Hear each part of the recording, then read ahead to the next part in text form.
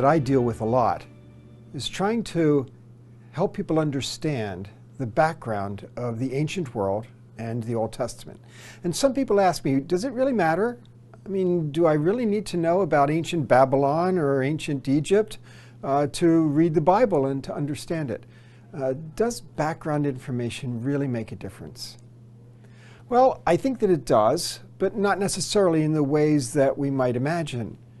When I think about learning about the backgrounds of the ancient world, one of the things that I try to help people understand is that if we don't know about the background of the ancient world, we're going to fill in the gaps with our modern world. And that's what can lead to trouble. So I want us to understand the ancient world, even if it's just so that we don't impose our modern world on it.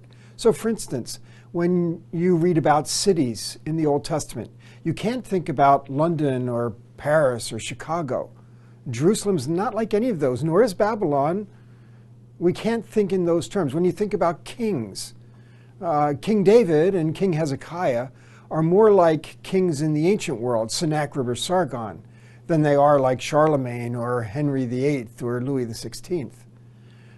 When we think about society, we can't read about marriages in the Old Testament and the ancient world and think that that has to do with love and romance.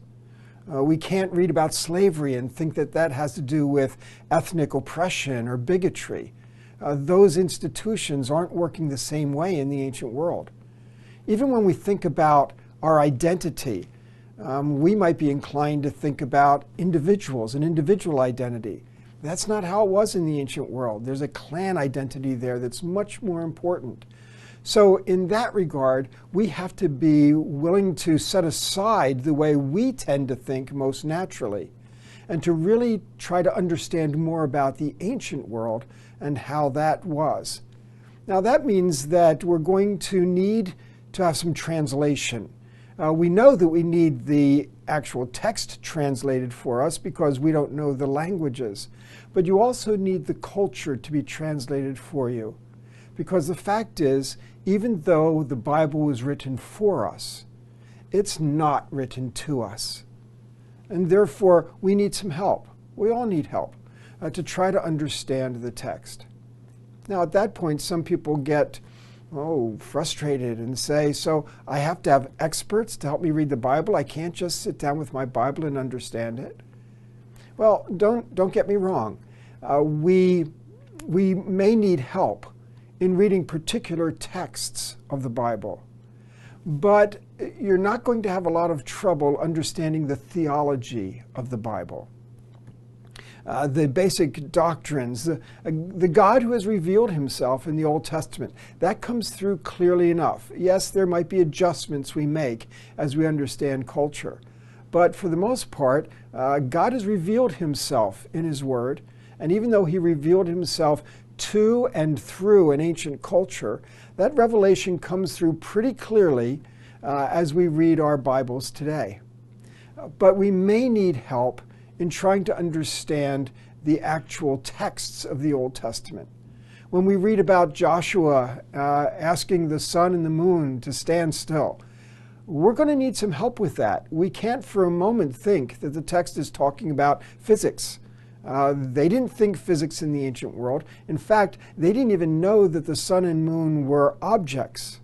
They only knew that they were lights. They didn't know about the movement of the heavenly bodies. And so they're not thinking in those terms. And when Joshua makes that request, he's not thinking that way. We have to figure out how he is thinking. What does he mean when he talks about the sun and the moon stopping or standing still or waiting? How can we gain information from the ancient world? We have loads of texts from the ancient world which give us windows to that world.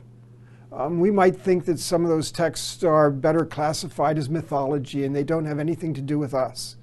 But those texts, even if they are mythological, can give us windows into how people thought in that ancient world context. And that's what can help us to get some insight on the biblical text.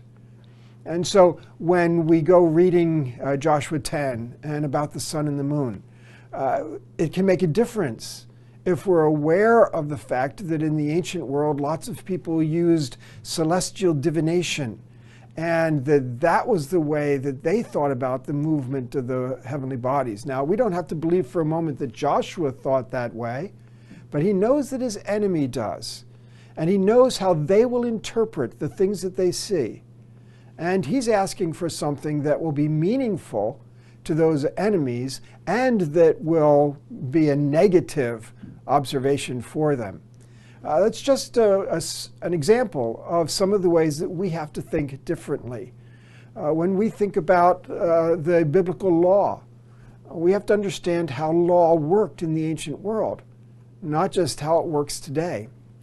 And we have to try to read those texts in the ancient world from Babylon or from the Hittites or from the Assyrians that deal with legal sayings and legal concepts to try to understand what it is that they're thinking when they're talking about law.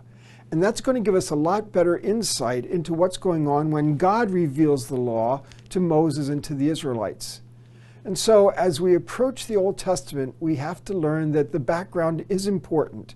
It can help us kind of move off the table those ways that we are most inclined to think and to make room in our minds for how they would think in the ancient world and use that to inform our interpretations of the biblical texts. And that way we'll be sure that we are getting the message, the authoritative message of Scripture that ancient author was trying to communicate to his ancient audience. And that's going to get us to God's revelation of himself.